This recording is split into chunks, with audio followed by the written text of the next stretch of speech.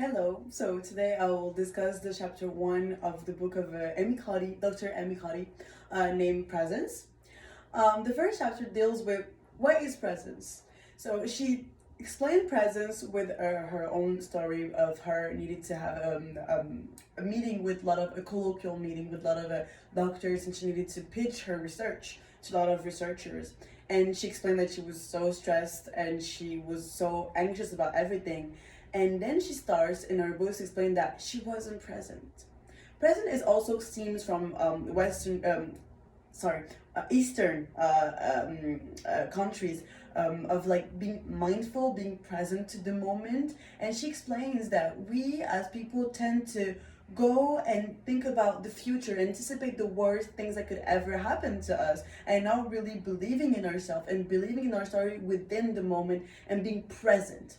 She also had to explain that there were three main qualities that would explain how you can be present to a situation: confidence, comfort, and enthusiasm. And this values that you would say are kind of abstract are definitely linked to how you speak and how you behave in non-verbal communication. It deals with your voice, how you're not monotonous and have a good voice that is passionate and empowers people. Also your body language, also your look, your face, because your face is a direct reaction to your speech and what you believe in. In the second chapter, she tends to be more in deep with the word present and how you need also to have you to believe in yourself and to be in a sense of present and having also knowing yourself to reach your authentic best self. It's not even about, as she said, not having to stay self-affirmation to feel better about yourself and to be a better person and to believe that you're the best. It's about knowing who you are, asking questions, having this robot portrait about yourself to see like what are my values, what drives me, what makes me happy, what do I bring to the table that will make me feel better about myself and make me feel as a genuine person. And that also is the thing. She said that when you are genuinely yourself, then everything is in tune. There's a harmony between what your speech said, like how your body reacts to that, and how you convey your story, because you're in tune with yourself. You know yourself, and that authentic best self is found through question that you ask yourself, and also how you found your individuality. She also stated that there were a lot of research that proved that when people put their authentic self and who they thought they were in their work environment, they were performing better because they did something that aligned with the true self. And she managed to say that you have to align with your true self. Of course, you have defects people don't like and that people are not fond of, but it is not about like canceling them. It's about overgrowing this and overcoming this by knowing who you are and accept it kind of unapologetically. For myself, I will try to convey a story that I think portrays that. I'm not a conventional person. I hate confronting people. I hate being in the state of having to, having heated arguments. Not for me.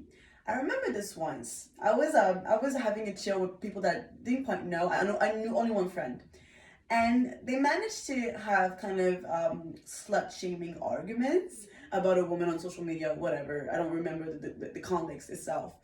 And I remember saying to myself, I'm a feminist and I stand by this. I have beliefs about woman freedom and I cannot shut up. So I didn't even debate with myself though. I was like, you need to be aligned with yourself. You need to say what needs to be said, because you will go back home. As she explains the stairway effect, what Denise Diderot said about, when you think about arguments after the argument happened, I said to myself, if you hate yourself, if this happens to you, then go ahead, do what you gotta do. I go there and I explain my point. I'm being nice, like I'm being neutral. I'm not trying to cut people off or be mean or insult them. I'm trying to be like the most like pedagogistic as I can be, but also like draw a line there and be. It's not acceptable for anyone to listen to what you're saying right now because it's not good. And I remember I was not backed up with my friend and I felt so bad. I talked to that girl afterwards and she was like, she used that word. She said, "You had such good presence. You believed so much in what you were saying, and you were like carrying the conversation, carrying the debate, that I felt like I would have been a dead weight to you. I felt like you were handling this so good on your own, because I know how it's something important for you, and I know it's within yourself and your beliefs, that I didn't want to jinx it by, you know, not providing as much effort and as much authenticity as you did." And this struck with me. I was like, she was kind of right, because I knew that there was something so important for me. I needed to like defend it, and I was, everything in my body and my speech was so like passionate about what I was saying, and so like also convincing, I would say, that I carried it on my own, and I felt like at this moment I was present. Didn't care what people would think of me, the crazy person that arrived to the party. I didn't care. I just said, this is my bottom line, and I will respect myself for this. Thank you.